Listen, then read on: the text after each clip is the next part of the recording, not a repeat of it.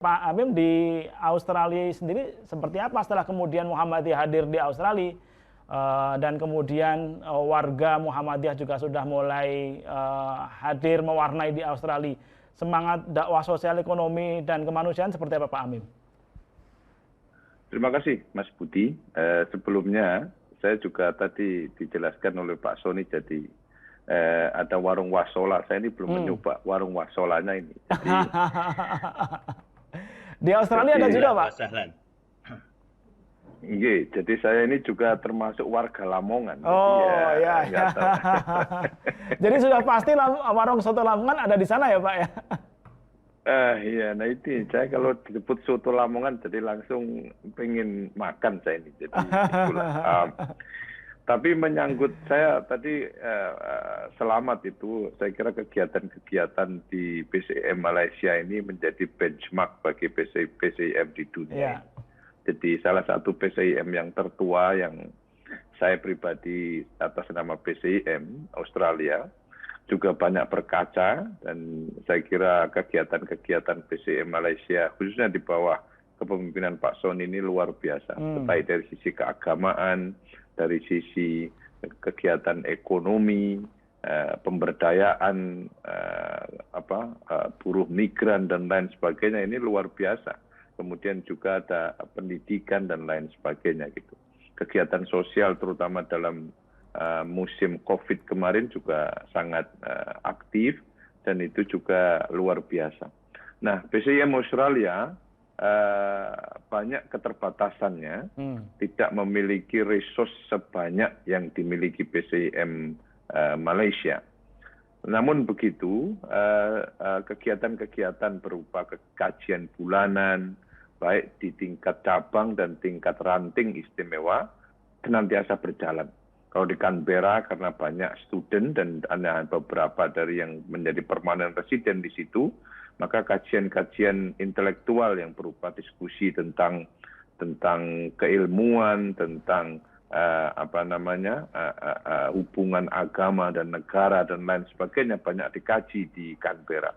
Di Queensland juga banyak melakukan hal yang sama. Di Sydney lebih berimbang, karena ternyata di New South Wales atau di Sydney banyak warga Muhammadiyah yang sudah permanen di sana. Di Victoria demografinya hampir sama dengan Sydney, yaitu banyak orang-orang yang sudah memilih tinggal di sini, yang sudah puluhan tahun di Australia, yang memiliki latar belakang Muhammadiyah. Datang dan perginya mahasiswa tidak cukup berpengaruh, karena aktivitas di kedua tempat ini lebih stabil. Tapi kalau di Canberra dan juga di Queensland banyak tergantung dengan kedatangan mahasiswa. Kegiatan keagamaan seperti kajian bulanan kemudian tetap berlangsung, tidak saja untuk menambah wawasan keagamaan, dan banyak hal yang kita lakukan terutama kembali kepada putusan tarjih.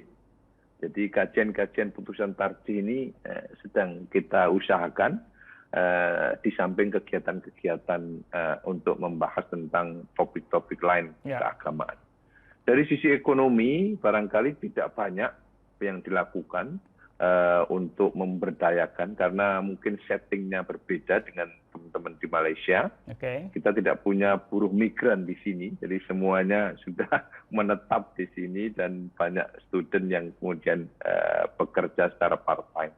Namun dari sosial, ini banyak sekali yang kita lakukan sebagai bagian integral dari komunitas Australia. Misalnya di Australia ini ada Clean Up Australia Day. Jadi hari-hari bersih Australia, hari bersih-bersih Australia. Itu programnya pemerintah ya Pak? Ikut. Ini program pemerintah, program nasional pemerintah. Jadi semua komunitas diharapkan untuk pergi ke pantai, mengambil kotoran kalau ada, ke jalan dan lain sebagainya. Jadi Australia Clean Up Day. Jadi itu yang salah satu yang kita ikuti. Kemudian juga ada kegiatan-kegiatan orang yang kurang beruntung, misalnya untuk homeless. Ada beberapa segmen di komunitas di CBD, Central Business District di Melbourne, atau di tempat-tempat lain yang itu menjadi kantong-kantong orang yang memilih untuk homeless. Mereka bukan tidak mampu karena mereka tetap diberi uang oleh pemerintah untuk bisa hidup. Tapi biasanya menjadi korban daripada domestic violence atau ada karena drugs dan lain sebagainya. Nah, PCIM terlibat dalam kegiatan-kegiatan sosial seperti itu, memberi makan, menyediakan hot meal kepada mereka sambil berdakwah.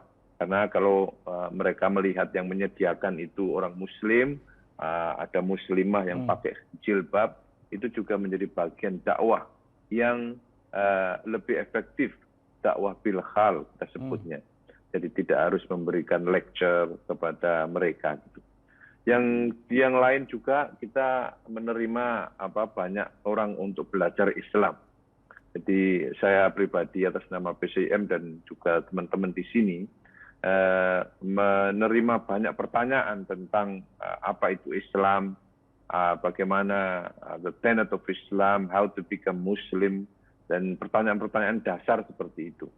Kemudian alhamdulillah tidak sedikit dari mereka ini yang kemudian convert menjadi Muslim. Asalnya barangkali ateis, asalnya barangkali Katolik yang tidak percaya kepada ketuhanan Yesus dan lain sebagainya. Jadi sedikit berbeda dengan setting di Malaysia. Kemudian masa pandemi kemarin juga kita melakukan kegiatan sosial, tidak saja di Indonesia, seperti tadi dengan Pak Budi menyediakan tabung oksigen, juga kemudian bencana-bencana kemarin di Sulawesi dan lain sebagainya. Itu bagian atau ikhtiar dari kita untuk menyambungkan tali dengan Indonesia. Di sini juga dakwah bil hal juga kita lakukan secara sosial ini. Kita kemarin Ibu-Ibu Aisyah itu menyelenggarakan untuk kegiatan yang membantu mereka orang tua usia lanjut.